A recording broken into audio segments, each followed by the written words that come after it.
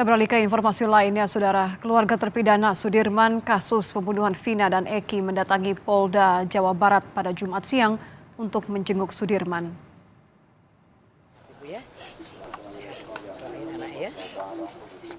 Ibu Sudirman tak kuasa menahan tangis usai menjenguk anaknya di tahanan Polda Jawa Barat. Ini adalah kali pertama orang tua bisa menjenguk Sudirman di tahanan.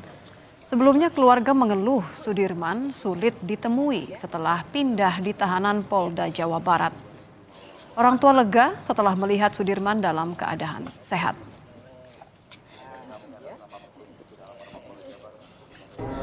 Tadi alasannya apa nggak bisa bertemu? Ya karena alasan mungkin itulah supaya jangan sampai ke luar yang enggak katanya sih.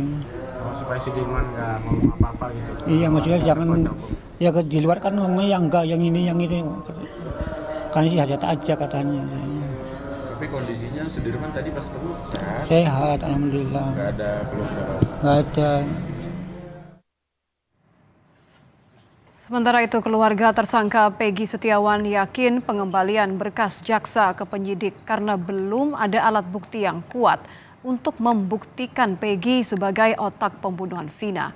Ibu Peggy, Kartini, mengharapkan Polda Jawa Barat segera membebaskan Peggy Setiawan karena tidak ada bukti kuat. Kartini juga akan menghadiri sidang pra-peradilan tanggal 1 Juli mendatang.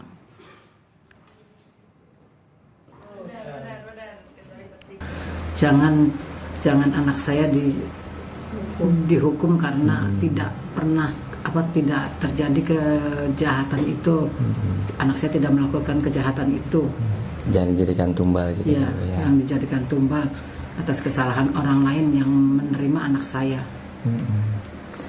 Ibu rencananya mau ikut nanti Pak pas peradilan? Iya, ikut sidang gitu ya? Iya, lihat aja.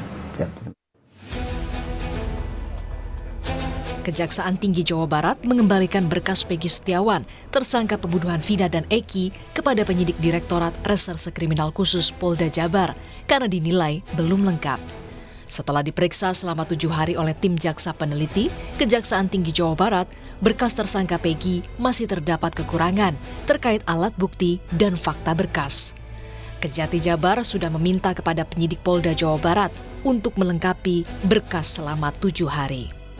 Dan atas hasil penelitian tim jaksa pada tanggal 24 Juni 2024, tim jaksa peneliti sudah mengirimkan pemberitahuan bahwa hasil penyidikan belum lengkap kepada rekan-rekan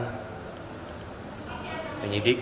Terkait berkas tersebut belum dikembalikan karena menurut undang-undang masih diberikan kesempatan kepada jaksa untuk membuat petunjuk. Sementara kuasa hukum Peggy Setiawan, Tony RM, yakin bukti yang dimiliki penyidik Polda Jawa Barat untuk menetapkan Peggy sebagai tersangka kasus pembunuhan Vina dan Eki lemah. Tony lantas meminta penyidik memeriksa HP Vina dan Eki serta CCTV yang telah sempat diamankan Rudiana di tahun 2016 untuk mengungkap pelaku yang sebenarnya. Itu ya oleh penyidik Polda Jawa Barat itu alat buktinya belum memenuhi unsur ke arah Peggy Setiawan itu adalah pelaku pembunuhan. Ini parah banget. Kami yakin ya penyidik Polda Jawa Barat tidak akan bisa melengkapi alat bukti karena memang alat buktinya itu memang tidak ada. Vina punya handphone, Eki punya handphone, dalam putusan pengadilan itu ada. Diusutlah dari situ.